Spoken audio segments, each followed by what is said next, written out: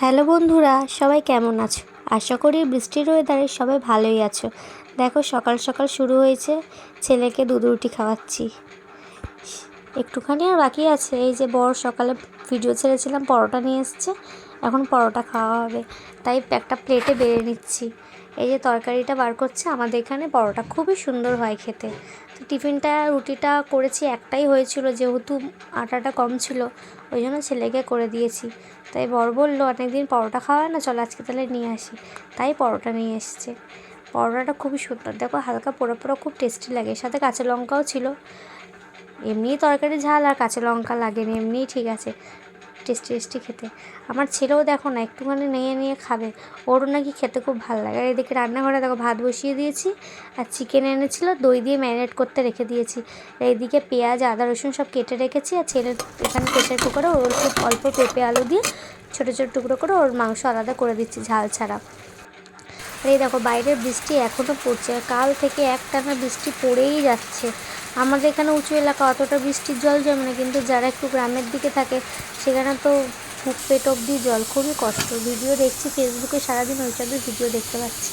আর দেখে দেখো ছেলের মাংসটা হয়ে এসছে, ভাতও হয়ে এসছে, আর এই যে চিকেনটা বসাবো।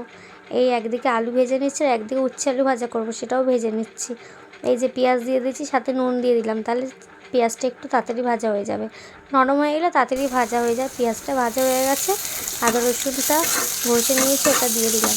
আমি এভাবেই চিকেন রান্না করি, একটু বেশি ঝোল করবো না, একটু মাখা মাখা চিকেন হবে, কষা কষা, খুব কষাও না খুব ঝোলও না, মিডিয়াম। আর এদিকে টমেটো, একটা বড় টমেটোর থেকে হাফ পিস, যেহেতু দই দিয়ে চিকেনটা ম্যারিনেট করা রয়েছে, নইলে বেশি টক হয়ে যাবে। খুব বেশি চিকেন নয়, 600 গ্রাম মতন চিকেন নিয়েছিল। আর এই যে দেখো একটু জল দিয়ে নিলাম, এবার গুঁড়ো মশলা অ্যাড করবো, জিরে গুঁড়ো, ধনে গুঁড়ো, লঙ্কা গুঁড়ো, হলুদ গুঁড়ো দিয়ে ভালো করে যতক্ষণ না তেল ছাড়ছে ততক্ষণ এটাকে আমি কষে নেবো। দেখো মশলাটা ভালো করে কষে নিয়েছি, তেল ছেড়ে দিয়েছে, এবার চিকেনটা দিয়ে দেবো, দিয়ে ভালো করে নাড়াচাড়া করে নেবো।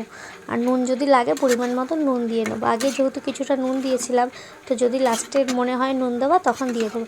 আর চিকেনটা হালকা করে ঢেকে দেবো, ঢেকে দিয়ে অল্প আঁচে ভালো করে চিকেনটা কষিয়ে কষিয়ে রান্না করব।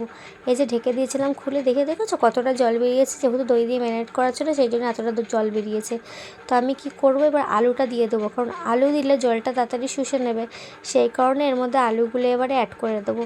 দেখো আলুগুলো অ্যাড করে দিচ্ছি, আলুগুলো অ্যাড করে ভালো করে নাড়াচাড়া করে নেবো, ভালো করে নাড়াচাড়া করে নিচ্ছি, ভালো করে নাড়াচাড়া করে একবার ঢেকে দেবো, ঢেকে দিয়ে তারপর দেখছি কতটা কি হয়েছে। এই যে ঢেকে দিয়েছি, দেখো ঢেকে দিয়ে দেখি হালকা কষেই এসছে, অনেকটা তেলও ছেড়ে দিয়েছে।